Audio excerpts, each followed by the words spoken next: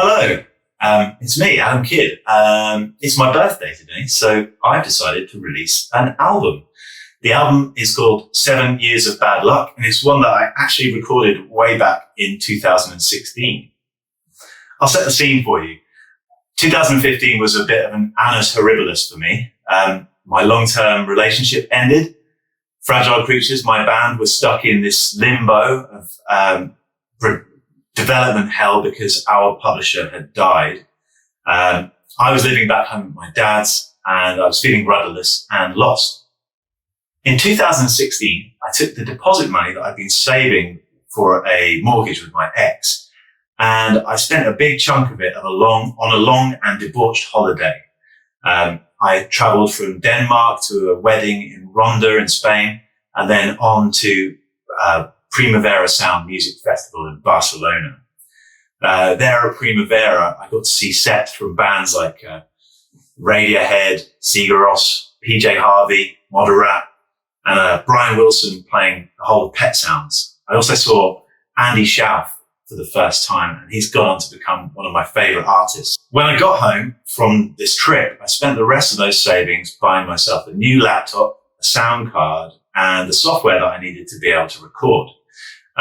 So I needed a new batch of songs to help teach myself how to use this new equipment. I was inspired, of course. I had all of this emotional baggage that I needed to work through. And I had just experienced all of these phenomenal performances at the music festival. And the first thing I did was to tune my Martin acoustic down from E standard tuning to C sharp standard tuning. It made the instrument feel different, and suddenly the songs were pouring out. I wrote with a combination of electronic and acoustic drums, which were originally just beats that I made and later replaced with live drums. I accompanied the acoustic guitar with an emphasis on a lot of bass guitar and synthetic orchestral arrangements that I wrote on keyboards or just programmed on MIDI. I called the album 7 Years of Bad Luck because I felt like nothing had been going my way for some time. The album cover is from the only self-portrait I took of myself at the time, and I look haggard and spent. I've been on this downward spiral and I need my luck to change. Out of about 15 songs I wrote at the time, these are 11 that I chose to feature on the album. Not About You is a song about how depression can be misinterpreted as offense. Cemetery Smile is a song that was inspired by an exchange in the House of Commons. Theresa May was a new Prime Minister at the time, and she was all too keen to show strength through her willingness to deploy nuclear weapons. Can we cut to the chase? Is she personally prepared to authorise a nuclear strike that could kill 100,000 innocent men, women and children?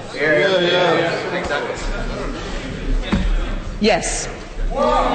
Idiom is a song that explores the spiteful platitudes and cliches of heartbreak. The Race is a song about the reluctance to give up chasing after lost love and the strange comfort of sorrow. Extraordinary Days is a song about growing issues of homelessness and addiction in Brighton, which was inspired by a time that I saw a cramped old fisherman's hut that had been turned into a crack den. It was full of people doing heroin in the afternoon. Storm in a Cup is a song about the self-indulgence of heartache, especially when terrible things are happening in the world, like the rise of Donald Trump in America. I don't know what I said. I don't remember. Okay. Another Game was inspired by a friend of mine's story about the kitchen sink dramas that he heard from a shared house he was living in. He called the place The House Full of Broken Dreams. Stare at the Moon is about the fear of, but also the temptation to lose control and the casual, accidental gaslighting we experience in the aftermath of broken relationships. Washout is a song inspired by the science of memory, but also concepts like seen in the film Eternal Sunshine of the Spotless Mind, where the characters have their memories erased so they can forget about their pasts. You're My World is a song about regretting the unspoken feelings after a relationship is broken down. If I Can't Have You is a song which is very hyperbolic, which is about someone wanting to murder or discredit the person who's rejected them. So why has it taken so long for me to share this album?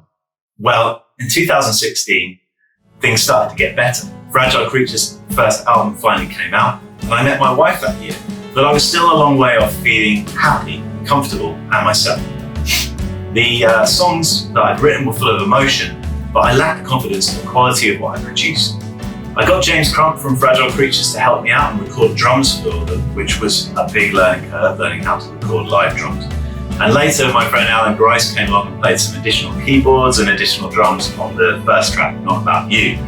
But I still didn't feel like the recordings were good enough for public release.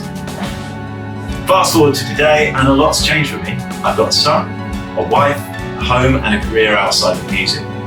I've recorded and released a lot of music in that time, including Fragile Creatures' Punk Yacht album and our Heartbeat EP. And 7 years on, that album title is starting to sound prophetic. I feel that my luck has changed and I am ready to let go of the set of songs that I'm holding on to. Over the last few months, my good friend Drew Garvey has helped me to master my own mixes of these recordings and to push it over that final hurdle and get it to sound kind of how I wanted it to sound. So now it feels really great to be able to release a finished product that I can feel a little bit proud of. It feels like closure and also catharsis. So please do go and have a listen on your favorite streaming service and tell me what you think of the album. And I hope that you enjoy listening to it as much as I have enjoyed finally getting it finished and letting it go. See you later.